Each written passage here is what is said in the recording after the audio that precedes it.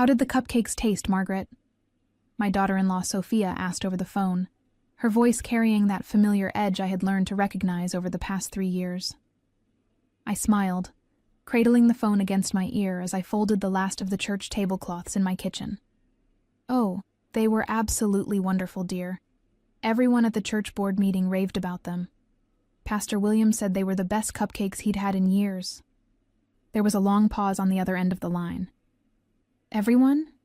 You mean, you shared them? Of course I did. You brought me a dozen beautiful cupcakes for Mother's Day. That was far too many for just me. I chuckled, remembering how touched I had been by her unexpected gesture that morning.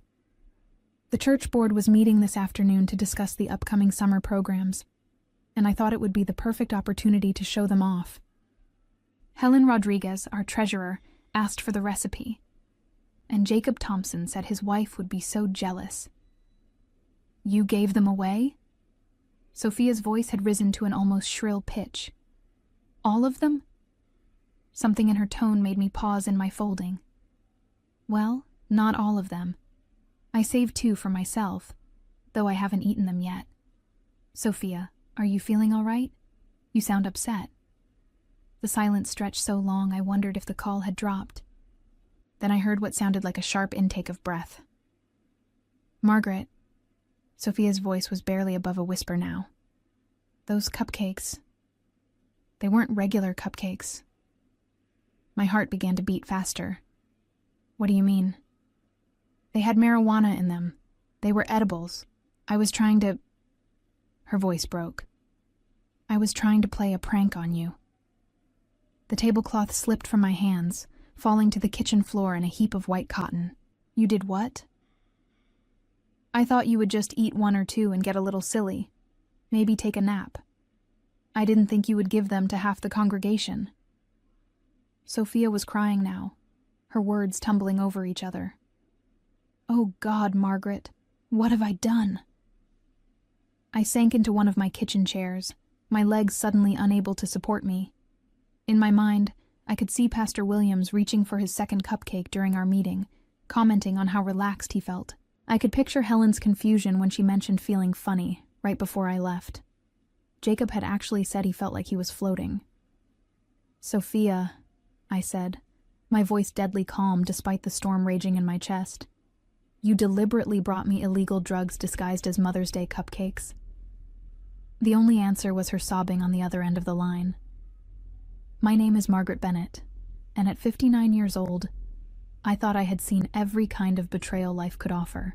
I live in Tulsa, Oklahoma, where I have been an active member of Trinity Methodist Church for over 30 years. I serve on the church board, coordinate our food drives, and have never missed a Sunday service unless I was deathly ill. My faith and my community mean everything to me. For the past 3 years, ever since my son David married Sophia, I had been walking on eggshells around my daughter-in-law. She was a 32-year-old yoga instructor who moved here from California, and from the beginning, she made it clear that she viewed me as competition for David's attention. Every family dinner became a subtle battlefield where she would make snide comments about my old-fashioned ways or my overbearing concern for my son. David, bless his heart, never seemed to notice the tension. He worked as an engineer at North Peak Engineering and was often too exhausted from his demanding job to pick up on the undercurrents. When I tried to gently mention Sophia's behavior, he would brush it off with comments like, "You two just need to get to know each other better," or, "She's probably just nervous about fitting in." But I saw the real Sophia. I saw how she rolled her eyes when I shared family stories. I noticed how she would change the subject whenever I mentioned church activities or community events. She made it clear that she thought my lifestyle was boring and restrictive, often making comments about how people in California were more open-minded and less judgmental.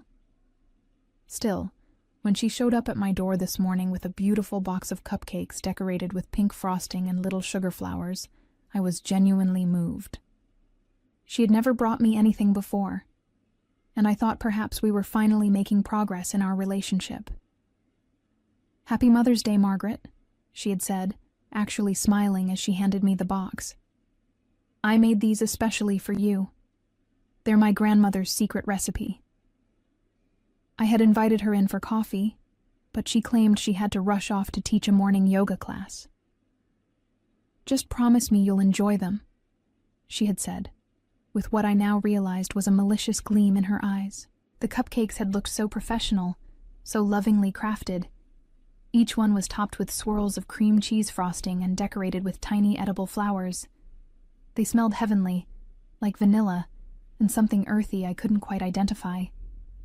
I had been so touched by what seemed like a genuine gesture of affection that I immediately decided to share them with the people who mattered most to me.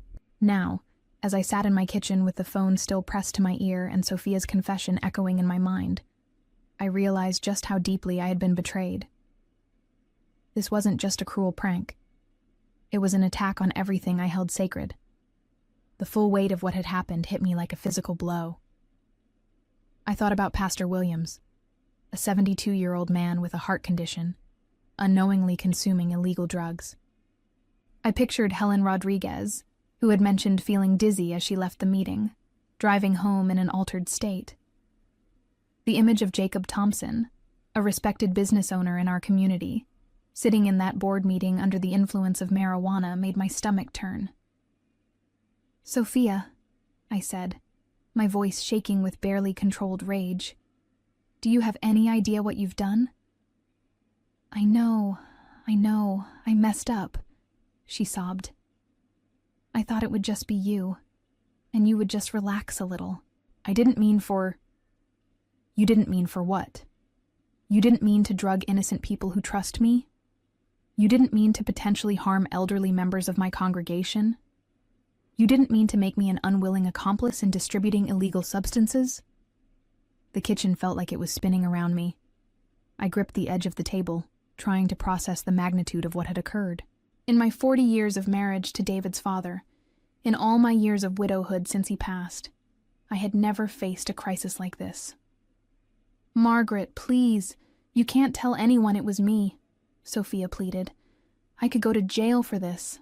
My yoga studio would be ruined. David would never forgive me." Her words ignited something fierce and protective in my chest. "You should have thought about that before you decided to use Mother's Day as an opportunity to poison me with illegal drugs.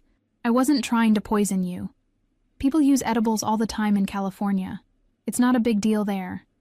I just wanted you to loosen up a little. Maybe see that the world isn't as black and white as you think." The audacity of her words left me speechless for a moment. She was actually trying to justify her actions, as if drugging someone without their consent was some kind of enlightened gesture. "Sophia, I need to hang up now. I have to call Pastor Williams and make sure everyone is okay." "Wait, Margaret, please." I ended the call and immediately dialed Pastor Williams' number. My hands were trembling so badly I had to redial twice. "Pastor Williams, it's Margaret Bennett. I need to ask you something very important. Are you feeling all right? Did you notice anything unusual after our meeting today?" His voice sounded tired and confused. "Well, now that you mention it, Margaret, I did feel rather strange when I got home. Barbara said I seemed disoriented, and I've been having the most peculiar thoughts. Is everything okay?" My heart sank as I realized the nightmare was just beginning. I was going to have to tell this good man, this pillar of our community, that I had unknowingly given him marijuana. The shame and horror of it threatened to overwhelm me, but I knew I had to do the right thing, no matter how devastating the consequences might be. "Pastor Williams, I need you to sit down," I said, my voice heavy with dread. "Something terrible has happened, and it's my fault." I could hear him settling into a chair on the other end of the line. "Margaret, you're frightening me. What's going on?" Taking a deep breath, I forced myself to say the words that felt like poison in my mouth. "The cupcakes I brought to the board meeting today contained marijuana. I just found out from my daughter-in-law that she made them with illegal drugs, and I unknowingly served them to all of you." The silence that followed was deafening. When Pastor Williams finally spoke, his voice was barely a whisper. "Are you telling me that Helen, Jacob, Patricia, and I have all been under the influence?" "I'm so sorry," I choked out. I had no idea. Sophia brought them as a Mother's Day gift, and I thought it was such a thoughtful gesture. I never imagined she would do something like this. Margaret, we need to handle this very carefully, Pastor Williams said, his pastoral training kicking in despite his obvious shock. First, I need to call Barbara and have her take me to the hospital to make sure I'm okay. Then I'll contact the others. We need to make sure everyone is safe. After I hung up with the pastor, I immediately called Helen Rodriguez. Her husband answered, and I could hear the concern in his voice when he told me Helen had been acting very strange since she got home from the church meeting. She's been sitting in the garden talking to the flowers, Margaret. She said they were having a conversation with her about their feelings. I was about to call a doctor. My heart broke a little more with each phone call. Jacob Thompson's wife told me he had spent the past 2 hours convinced that their cat was speaking to him in complete sentences. Patricia Wells had apparently become fascinated with the patterns in her wallpaper and had been staring at them for an hour, claiming they were breathing. Each conversation was more horrifying than the last. These were respected members of our community, people who had never so much as had a drink before dinner, and they had all been drugged without their knowledge or consent. When I finally worked up the courage to call my son David, I could barely get the words out through my tears. "Mom, slow down," he said. "What happened? Are you hurt?" "David, your wife brought me cupcakes for Mother's Day. They had marijuana in them. She admitted she was trying to play a prank on me, but I gave them to the church board." Pastor Williams, Helen, Jacob, and Patricia have all been affected. The silence that followed was so long, I thought the call had dropped. When David finally spoke, his voice was cold and controlled in a way I had never heard before. "She did what?" "She said she was trying to make me loosen up, that it wasn't a big deal because people in California use edibles all the time. David, these people trust me. They're good, innocent people, and now they're suffering because of something I gave them." "Mom, this is not your fault. You had no way of knowing. Where is Sophia now?" "I don't know. She was crying when I hung up on her, begging me not to tell anyone it was her." David's laugh was bitter and humorless. "Well, that's not going to happen. She's going to take responsibility for this, one way or another. I'm coming over." As I waited for David to arrive, I paced my kitchen like a caged animal. The beautiful Mother's Day cupcakes still sat on my counter, the 2 I hadn't given away looking innocent and harmless. I couldn't bring myself to throw them away. They were evidence now. Evidence of my daughter-in-law's betrayal and my own unwitting participation in what amounted to drugging half the church board. David arrived at my house 20 minutes later, his face a mask of fury I had rarely seen. He stormed into my kitchen and stared at the remaining cupcakes as if they were venomous snakes. "I can't believe she did this," he said, running his hands through his hair. "I can't believe my own wife would do something so reckless, so cruel." Before I could respond, my phone rang. It was Pastor Williams calling back. "Margaret, I'm at the hospital now. The doctor wants to keep me for observation, and he's recommending that the others come in as well. He said that giving someone marijuana without their knowledge can be dangerous, especially for people our age who might have underlying health conditions." My worst fears were being realized. "Pastor, I am so sorry. I don't know how to make this right. Margaret, you didn't do anything wrong, but we need to discuss how to handle this situation. The hospital is required to report suspected drug poisoning to the police. This is going to become a legal matter." After I hung up, David was looking at me with a mixture of sympathy and determination. "Mom, we need to call the police ourselves. Sophia committed a crime, and she needs to face the consequences." "But David, she's your wife. And if this becomes public, it will destroy both of your reputations. The whole community will know." "Good," he said, his voice hard. "Maybe then everyone will see what I'm apparently too blind to notice. How long has she been treating you badly, Mom?" "Really?" I sank into my chair, suddenly exhausted. It's been 3 years of little comments, eye rolls, and passive-aggressive behavior. She's never liked me, David. She thinks I'm too involved in your life, too old-fashioned, too religious. But I never thought she would stoop to something like this. David pulled out his phone. I'm calling her. When Sophia answered, David put the call on speaker. Her voice was small and shaky. David, did your mom tell you what happened? You mean, did she tell me that you drugged her with illegal substances on Mother's Day? Yeah, she told me. And now Pastor Williams is in the hospital, along with 3 other innocent people you poisoned. It wasn't supposed to happen like that. Sophia's voice rose defensively. It was just supposed to be Margaret, and she was just supposed to relax a little. I wasn't trying to hurt anyone. But you were trying to hurt my mother, David said, his voice deadly quiet. You deliberately gave her drugs without her consent because you wanted to see her lose control. You wanted to humiliate her. That's not...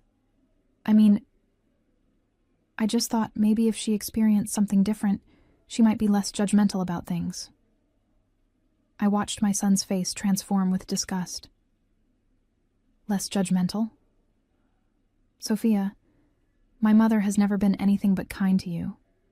She's bent over backward to welcome you into this family, and this is how you repay her? Your mother doesn't like me, David. She thinks I'm not good enough for you, and she makes that clear every time we're together. That's in your head, David exploded. My mother has never said a single negative word about you to me. But you know what?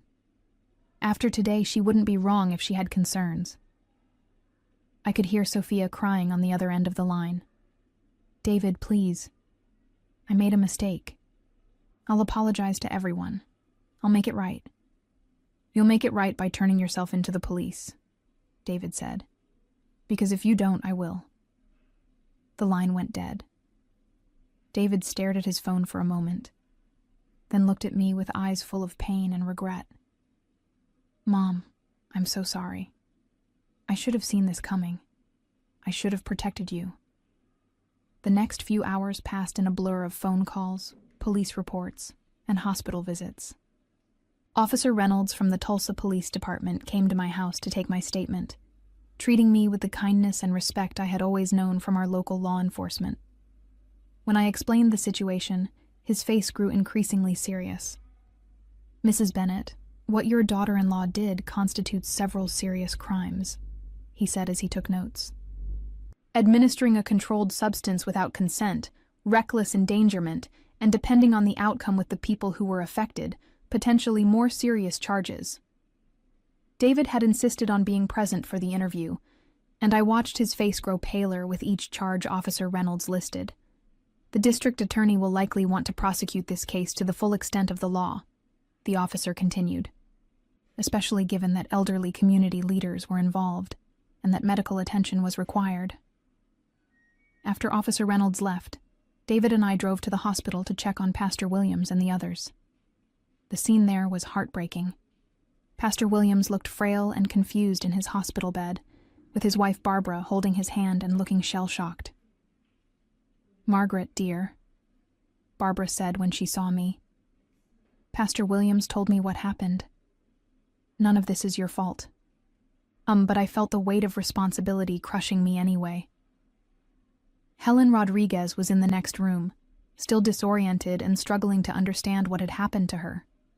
Her husband Carlos looked at me with such pain in his eyes.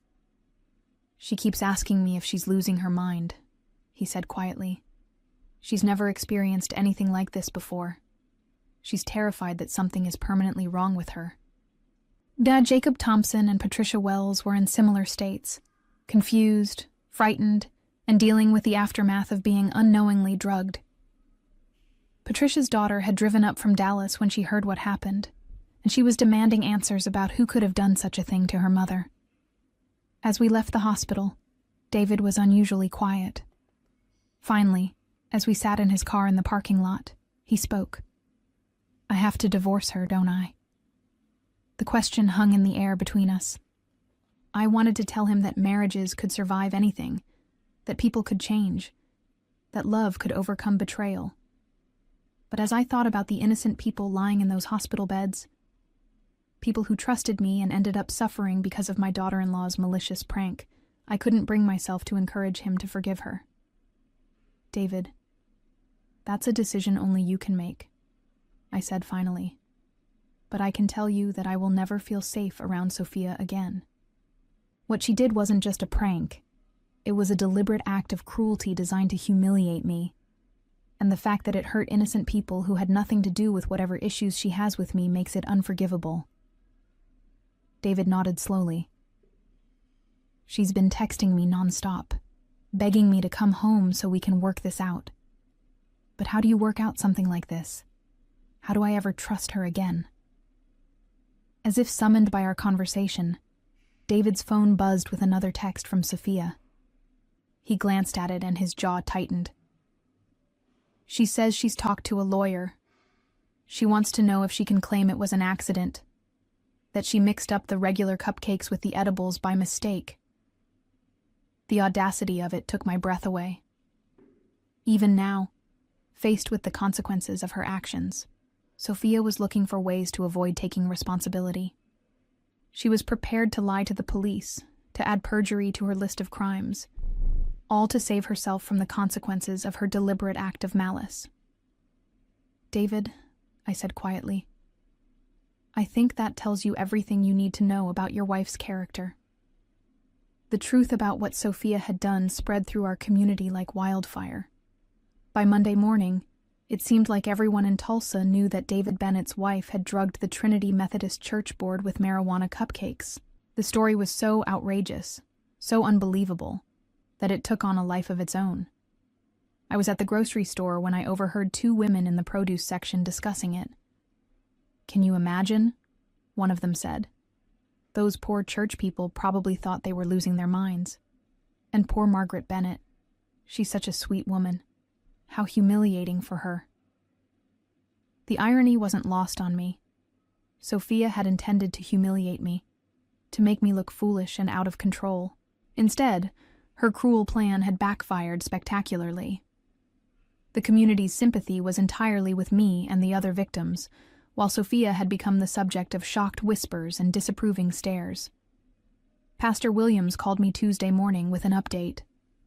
Margaret, I wanted you to know that all 4 of us are pressing charges. The district attorney's office contacted us yesterday, and they're treating this as a very serious matter. I felt a mixture of relief and sadness. Relief that justice would be served, but sadness that it had come to this. How are you feeling, Pastor? Much better, thank you. The doctor said no permanent damage was done, but it was a frightening experience. Helen is still shaken up, and Jacob's wife is furious. Patricia's daughter is talking about filing a civil lawsuit as well. When I hung up, I realized that Sophia's harmless prank was going to cost her far more than she had ever imagined. Criminal charges, civil lawsuits, the destruction of her yoga business, and the loss of her marriage, all because she couldn't resist the urge to humiliate me. 3 weeks later, I sat in the courtroom watching my former daughter-in-law face the consequences of her actions. She looked small and defeated in her conservative blue dress, nothing like the confident yoga instructor who had knocked on my door that Mother's Day morning with her poisoned gift. The prosecutor laid out the charges methodically.